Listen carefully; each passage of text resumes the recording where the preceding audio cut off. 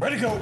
Alrighty, ladies and gents, welcome to a live stream broadcast. First one I've done since I've had the new cameras up and running, but it's going to be an interesting one.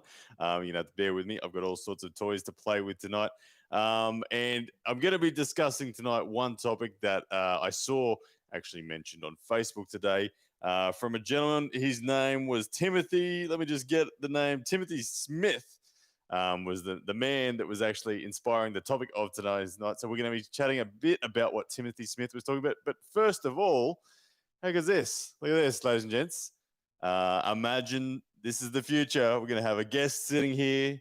It could be someone like Danny Tesh. I'm working hard. I want so desperately to have Danny Tesh there, but I don't know if it's going to be possible.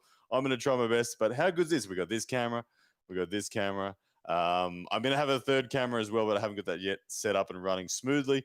So there's going to be some good things coming. So before we get into tonight's subject, I just wanted to say hello to everyone. Given that it's live, I can talk to you guys, which is cool. The audio isn't shit, says Tristan Story. Fantastic. I am so pumped to that. Thank you very much for that feedback, Tristan. Why don't I hang up some shirts as well? Yeah, I can hang up. Behind me here definitely needs to be something going on.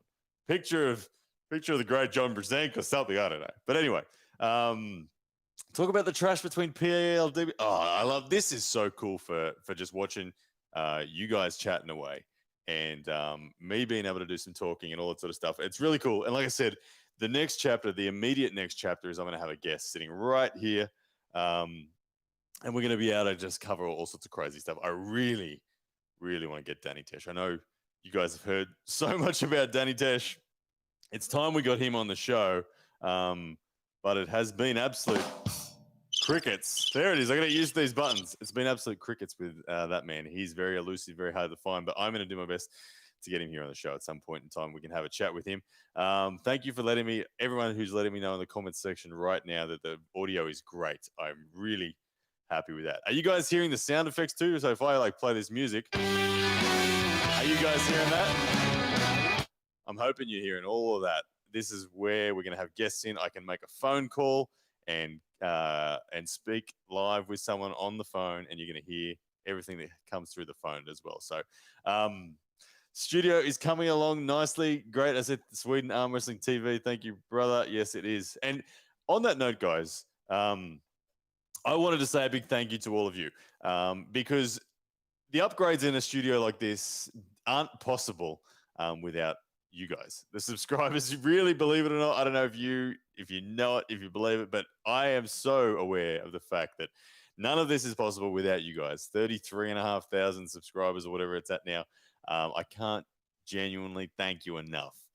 You guys have made this my career. So if whether you're a new subscriber, thank you. To the crazy subscribers that have been watching since the beginning, which if you're in the first 1,000 subscribers, you've seen some crazy stuff. Which, speaking of which, there is some really gold videos. If you go back, you might have seen the Ryan Bluebell versus Yoga. If you haven't, dig up a Ryan Bluebell versus Brazilian Jiu-Jitsu. That's equally as entertaining, but there's some pretty crazy videos floating around in there that were really crazy from back in the day. So but anyway, I had a lot of fun establishing this channel in the early days, and I didn't really know where the content was going. But anyway, it's nice to be sitting here in a studio that is a lot better than anything I've ever had before. Like I said, I can't wait to get guests in. I'm going to push for Danny Tesh. No doubt we're going to have Jordan and Lachlan and anyone else who might get the president of the Australian Arm Wrestling Federation, Mr. Phil Rasmussen. We can definitely get him in. But anyway, enough of talking about the studio and kind of what's going on for me. I will at one point in time look down and read your questions, guys. If you do come up with any questions throughout tonight's topic and tonight's show, please feel free to write them in and I will definitely address them. So guys, what I wanted to talk about is the topic of building a club. Now, as I was saying, there was a gentleman I was just reading through Facebook as I do today, Timothy Smith. Timothy Smith made a post today where he basically said he wishes he lived in a more arm wrestling active area. And a lot of people were saying to him, dude, build a club, build a club, build a club. I was one of those people. I encouraged him to build a club. And he responded telling me that he had. he had tried to build a club. And he didn't have any success with it. He had tried to like host local tournaments, and people wouldn't pay $10 as an entry fee, and all of his energy and efforts just went to waste, kind of thing. And he was kind of throwing his arms up in the air, saying, "I don't want to do it. It's too hard. Doesn't work. I don't know how to do it." And I wanted to share not only with Timothy but with you guys the process that the Brisbane club went through. Now, I'm not claiming to be the reason the Brisbane club grew so successfully, but I was there as one of the first members ever of it. I was when I found arm wrestling in 2013. There were only myself and two other people interested in the sport in Brisbane, and between the three of us, we really got this movement going in Brisbane. And we've now got a club that sits here with 50 to 60 regular active members, and it's now in a perpetual state of recruiting. We don't have to try to recruit. We just simply get people inquiring every week through our Facebook page and turning up to the club. Often I'll turn up to the club and I'll look around and I'll think, hang on a second, I don't even recognize 50% of the people in this room. And so it's this constant, constant growth, which is amazing. And I wanted to share with you guys, and Timothy in particular, some strategies that you can put in place if you're trying to start a club in your local area, because the sport is positioned really nicely at the moment. We're at a great time. There's opportunities to grow locally, given that we're not traveling with COVID-19 restrictions still in place for the foreseeable future.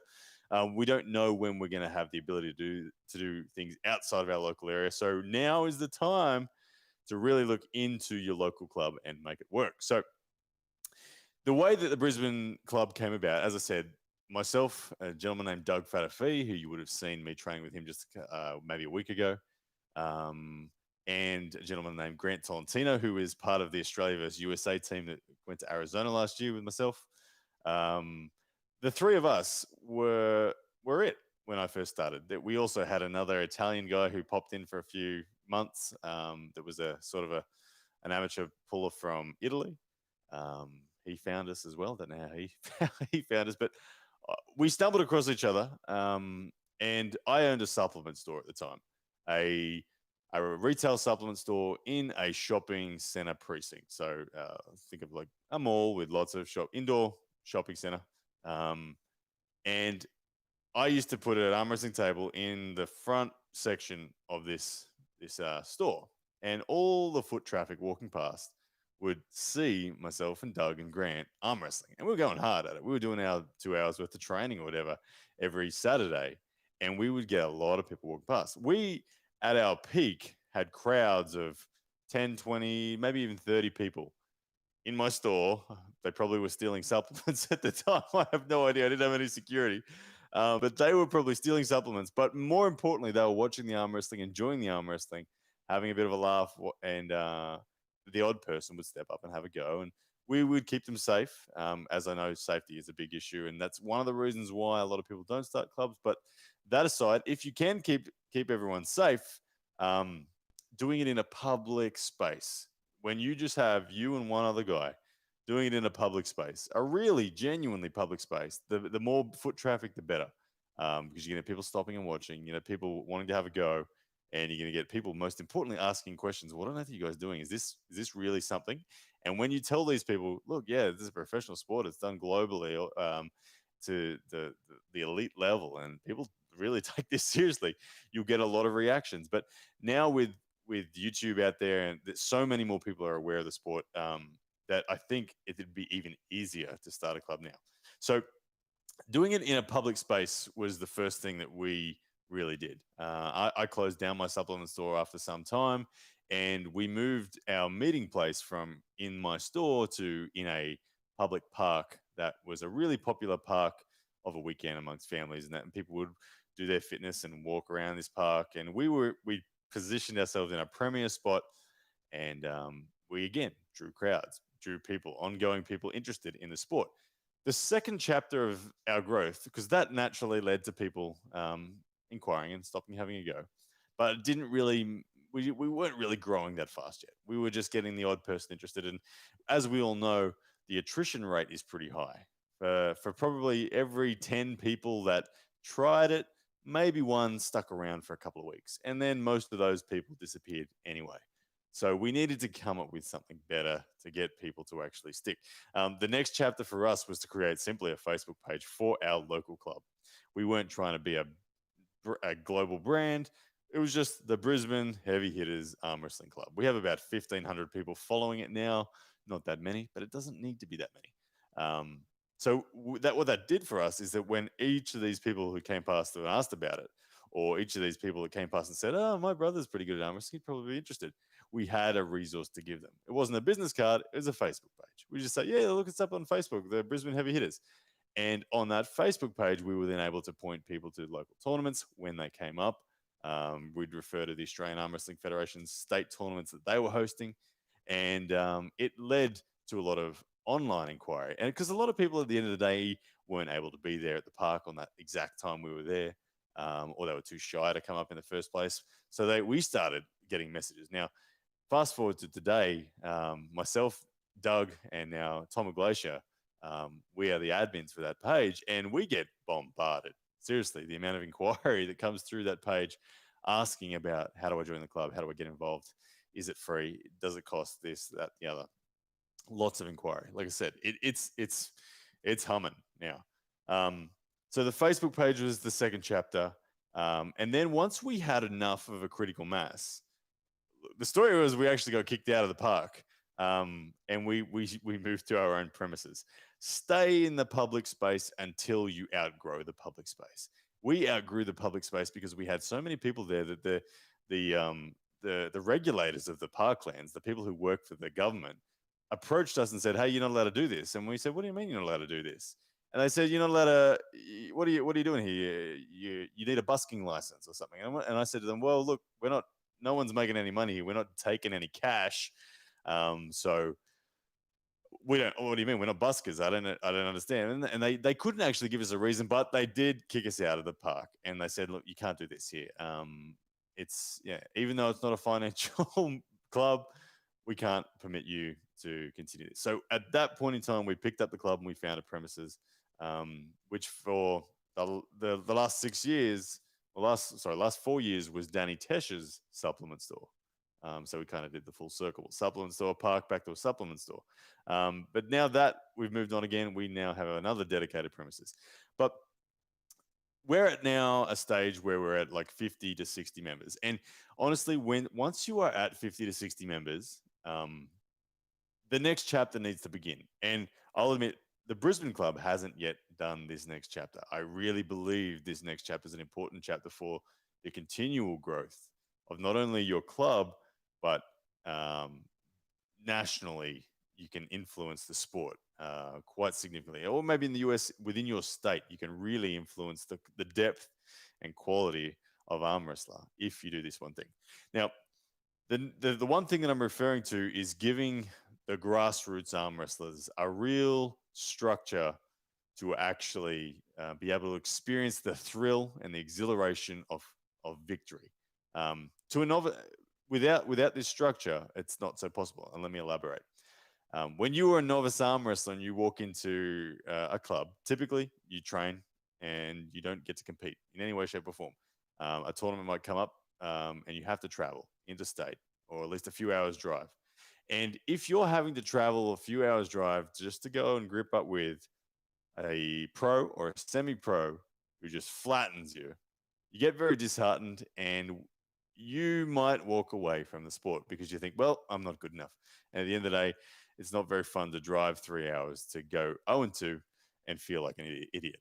So I've seen lots of people in the Brisbane club express that feeling. They're like, well, I don't want to travel down to Sydney 11 hours drive or a 2.5 hour flight or whatever to just go and lose. It's not the point. And at the same time, if you don't give the people in your club an opportunity to actually compete, they will get bored of simply turning up every week just to train.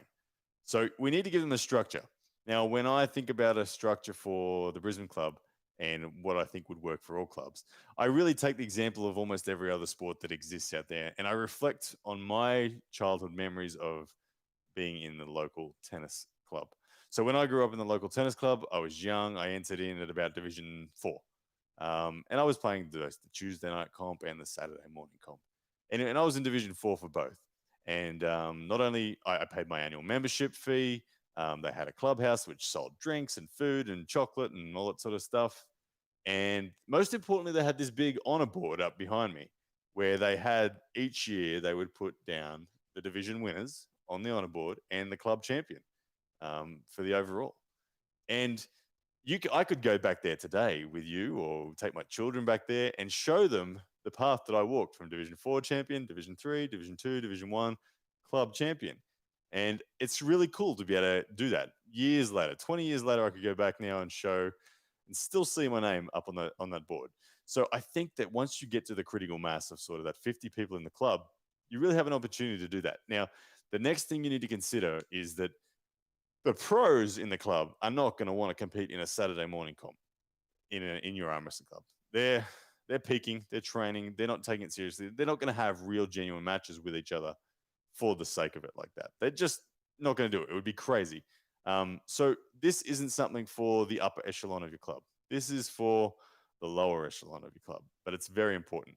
What I would suggest is that one of the senior guys, grades everyone into divisions, not based on weight, not based on age, but simply based on ability. So you might have a 50 kilo guy who's a bit of a badass in the way he moves, and you might have a 90 kilo guy who's kind of a bit clumsy with the way he moves, but they might be a perfect match. Okay, they're in Division 4. Work out your Division 4, your Division 3, your Division 2, your Division 1. Have about 8 people in each division, ideally, and have an 8-week round robin. So each week they turn up, you know who you're going to face within your division. You face this guy in a best of 5 round super match. And over 8 weeks, you face every single person in your division, and you get a point for every round you win. And throughout the season, throughout the term, you can see who's leading. You get to the end of the 8 weeks, the top 4 guys facing the semifinals, number 1 versus number 4, number 2 versus number 3. And you guys face off, you go to the final, have a super match. Division 4 crowns its winner. They get their name on the board, and they feel good about themselves. They go up to Division 3 next season. Or the top 2 guys go up to Division 3. The guys who came last in Division 3 move down to Division 4, and we go again. And we have a great time. What this has provided is a ladder for the local novice to enjoy the sport and actually feel the progression. He's not jumping in too deep and getting his ass kicked by a pro and having to travel interstate to get that feeling of competition. I really do think that is something that will change the way clubs function. You do need obviously enough people to do it. I feel like the Brisbane club is at that level, 50 or so people. And then from there, I really think that the club should be a financial entity by then as well, whether it's a not-for-profit run by a committee or whether it's a for-profit run and owned by an individual or a couple of people. Either way, it's going to work. It would work, but I think that like one of the most common inquiries that we get now that we have a significant club, we get inquiries every week, and almost every time the first question that someone asks is, how much does it cost to come along? And we still say, oh, look, it's nothing. Don't worry. And people are like, what do you mean? It's a club, isn't it? Like, shouldn't I be paying like $10 or something per week to come along and do this? So people are prepared to pay, and they expect to pay, and they should be paying if you're providing them with that sort of framework. So Timothy, answering your question, that kind of is the blueprint, brother, for what worked in the Brisbane Heavy Hitters Club. Like I said, I'm not trying to take credit for it. I'm just simply reflecting on what we did because we are in a great place now. We're one of the healthiest clubs in the country. But that's the same in all the clubs in Australia. Honestly, all the clubs in Australia are flourishing really, really well. We have a club, one strong club in each state of Australia. And we're all very united behind the Australian Arm Wrestling Federation. And our clubs are all pumping. We're all, like the smallest club is like 30 people. The biggest club's probably down in Melbourne. They're probably pushing 60, 70 people that are part of that club. And it's only getting better. So it can be done.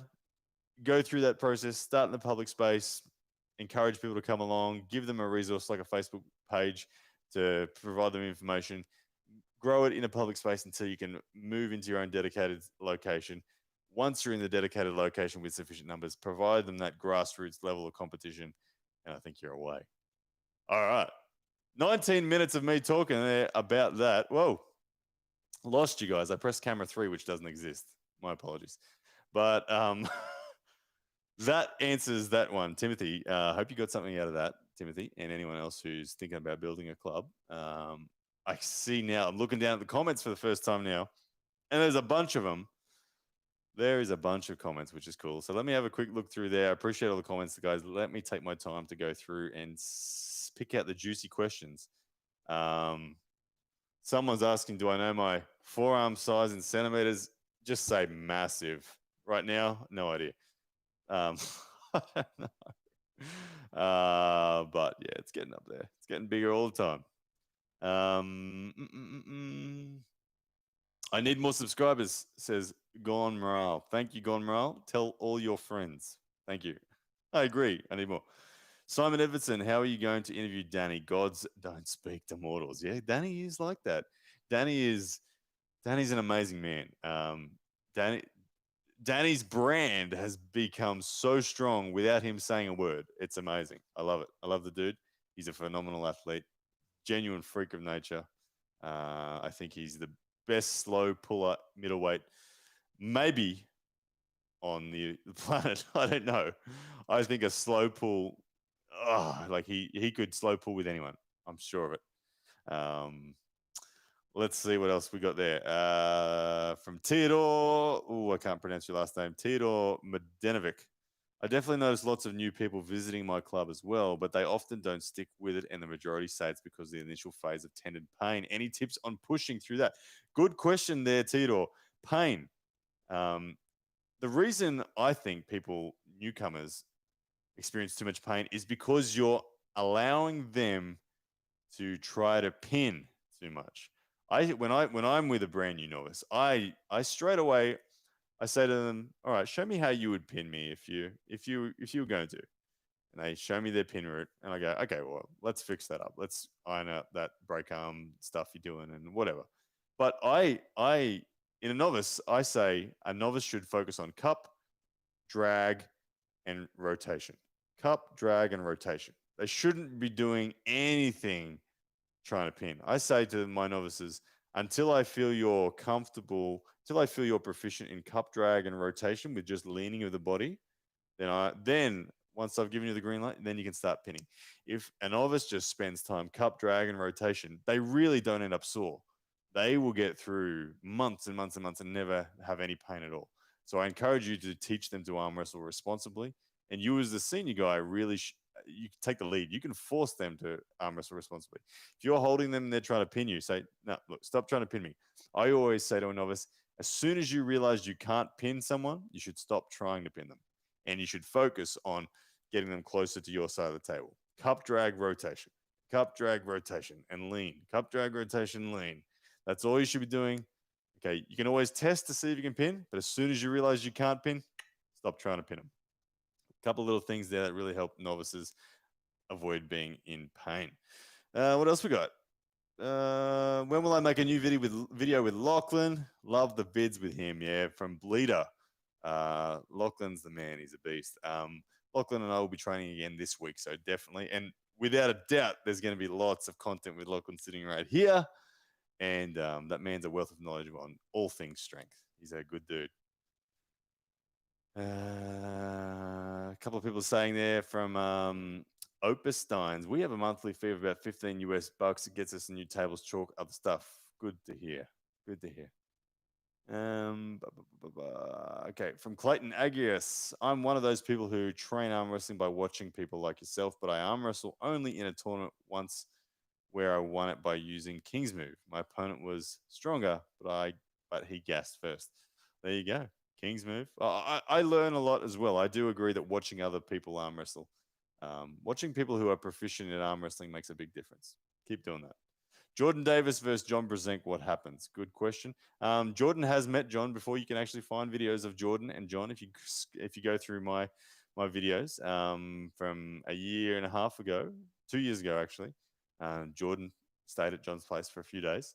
But what happens, as happens with most of us, or essentially all of us, John's cupping and pronation is too strong, even for the hand control king, Jordan Davis. So Jordan has no side pressure without his hand. So John can very much just cancel out anything Jordan does. The Aussie Battler, are you living in Brisbane? Yes, sir, I am. The Aussie Arm Wrestler says, yes, I'm screaming for this. Arm wrestling needs a weekly competition. Former AFL basketball player. I'm overtraining and training and training. Yes, the Aussie Arm Wrestler is sick of training. He wants to compete. Glad you're on board, Mr. Jake Ward, aka Aussie Arm Wrestler. If you haven't subscribed to his channel yet, guys, do it. It's killer. The man can make you laugh. Trust me. Get on his Instagram as well at Aussie Arm Wrestler. I'm with you, brother. All right. What else we got here? Reading through the comments.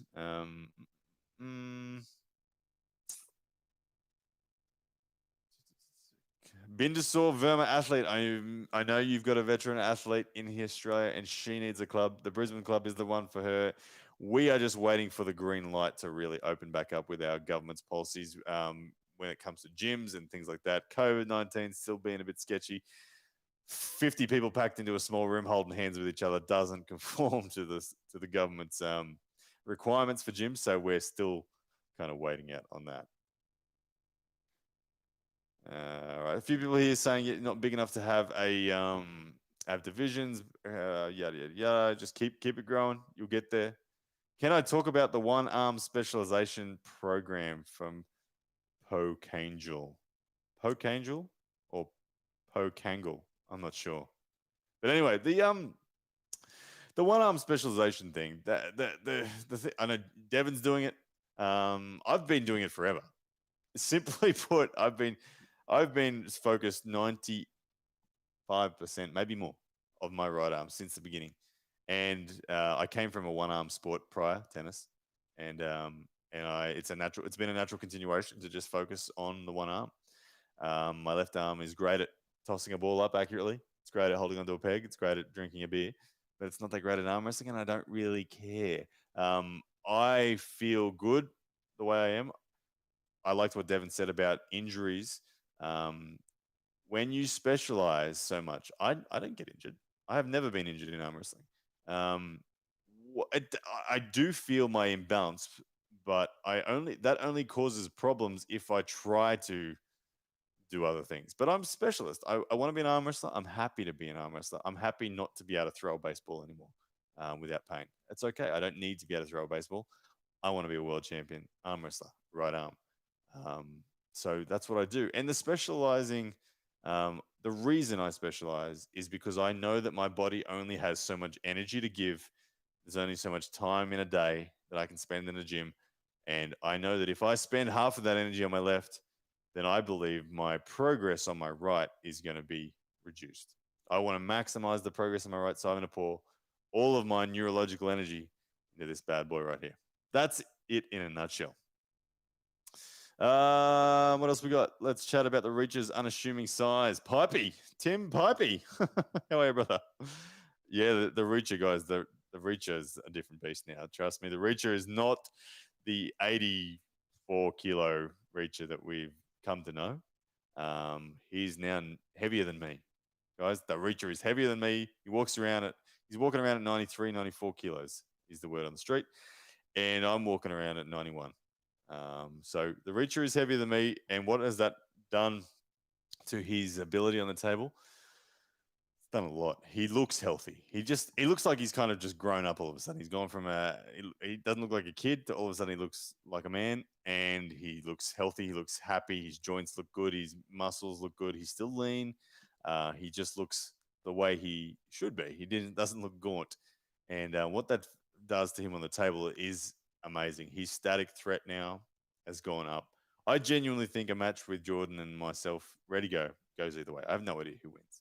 I know he can beat me in certain positions. I know I can beat him in certain positions. We are a great match every day of the week. Very highly rate Jordan. I think he would be at home in the middleweight division in the WL. No dramas at all. If we see him pull Zloty, he'll probably dehydrate down to whatever that class is below the 95s. It was 88 or 86. I don't know. But he would probably dehydrate to that. But he is legit. Real deal. Middleweight. All right, what else we got going on here? I'm just going to try to catch up because I feel like I'm getting behind on these questions. But Am I going to do podcasts again? Yes, sir. I want to do the podcasts again. This is why I've got this equipment. I want to be able to do a live podcast like this, take the audio recording, bang, drop it on Spotify, that sort of stuff. All right, just having a quick look through arm wrestling in New Zealand. What do you think of some of the pullers that are out of there? Yeah, I love the New Zealand. The Kiwi arm wrestlers are killers. They're progressing, uh, much like Australia. Same attitude, same community feel. Very positive arm wrestlers over there. I've seen them continuously improve at about the same rate Australia does. I would say New Zealand is a small country. Uh, the number of pullers they have over there is probably around 40. So it's like another club. It's equivalent to the Brisbane club would be all of New Zealand. But they're best over there, really worthwhile guys. They've got a couple of guys over there that are genuinely chasing the international elite level, and their commitment, I have no doubt they'll get there. Big Mata Wararangi Header Morris leads the charge. Never lost a match over there in New Zealand. Big boy. He's like Maui from Moana. Big boy. Why do I skip questions? Oh, I've been in trouble. Checkone has said to me, why do I skip questions? Checkone, I'm only skipping them because I didn't mean to, brother. There's a lot of comments here and I'm just scrolling. Hang on. What is Checkone? What did you ask? Contain, then rotate, or let the other hold on? Are you asking about the novice pulling strategy again? Arm wrestle like Devin. When you train a novice who's weaker than you, arm wrestle like Devin. Be a rubber band. Give away the fundamental. Don't stonewall. Give away the fundamentals of side pressure first. Give away the fundamental of back pressure, and then stop them in a rubber band field. Don't be rigid. Don't be wooden when you're arm wrestling a novice. Arm wrestle like you're a rubber band, and use predominantly cup and pronation in a rubber band sense. If you feel like a wooden block to them, the novice will hate arm wrestling with you and they'll leave the club. Be a rubber band. Hopefully I answered your question there, brother. All right, what else we got? Do arm wrestlers train legs at all? Most of us don't. Most of us don't. Any thoughts on the top 8? Oh, there's so many good questions here. Anmol is a great puller. Yeah, that's a pen, says Anmol. If you guys didn't know whether that's a pen outro came from, that's Anmol when I had a super match with him. He called I stopped him in a hook about this far above the pin line, and he kind of got excited and called that's a pen. I did ask permission from Anmol to use that audio grab as my outro, and he was cool with it. But I didn't. He probably didn't realize how famous that's a pin was going to become. I feel like I need a T-shirt that says that's a pin. John Brezent contains, then pronates, while Travis makes the other one hold on. Which do you think gives the best opportunities in a match? Oh, we're getting deep now, Chacone, in all the different arm wrestling theories. Yeah, it's a good question, but I would have to say control is always the best option. It's not easy to force your opponent to hold on. I believe control gives you a much bigger variation. But that's the thing. We all need to decide. Are we going to be an arm wrestler that has control and counter-attacking, or are we going to be an arm wrestler that says, here's my ace, see if you can deal with it? I personally enjoy more of the control, but that's not to say you can't be an absolute badass with one weapon like Travis. It's one of the beautiful things about the sport. Lots of ways to do it. Hey, Ryan, love the content. Curious, where do you buy arm wrestling tables from in Australia? I need to get one for my own gym. Good question, Chen Oz number 1. There isn't anyone commercially providing them at the moment. My dad did a number of years ago. Tom Glacier in the Brisbane club he does make them, but he doesn't make any money making them. That's the problem. Everyone's doing it on a volunteer sense. They only take enough money to cover their costs. So at the moment, it's honestly the best bet. You can either message Tom Glacier. To Tom, if you're watching, I apologize for the bombardment you might get from this. You could message Tom, and he might be able to build you one. Best bet, though, is to find a friend of yours who is able to build you one and give them the specs and have them build you one. Buy the materials. Until we have a commercial provider, again, it's going to be tricky. But the sport needs to grow a little bit more before then. All right. Oh, there's just too many good questions coming in, and I can't keep up with them. And I've been on here for 35 minutes, and I need a drink. My mouth's getting dry, guys. But anyway, so I am going to wrap it up here. I'm going to do a couple of things. Look at this. Go back to camera number 1. There we are. Play some music. Look at this. Music. What else we got? Oh, when I tell a good joke. When I don't tell a good joke. When someone mysterious like Danny Tesh turns up. When we have someone lovely like, I don't know, Marlon Kleinsmith on the show. And then when it's just me left at the end of the night. There's that joke again. And finally, the applause. I don't know. I think it went around a couple of times there. But anyway, ladies and gents, thank you so much for being on this, the first live stream with the new tech. I hope the sound and the picture quality is good for you. I've really enjoyed it. There's going to be heaps more to come. If I could ask you one thing, I've got 50 people watching right now. All 50 of you, okay, I'm going to hit you up for a favor. I don't often ask this, but I really, really, really want this channel to grow. I really want this channel to be bigger so I can do more things for the sport. I love this sport, and I really want to be able to help facilitate it. I want to help grow the Brisbane club. I want to help grow the sport. I want to bring more people to the sport. I want to put on more cool, entertaining matches.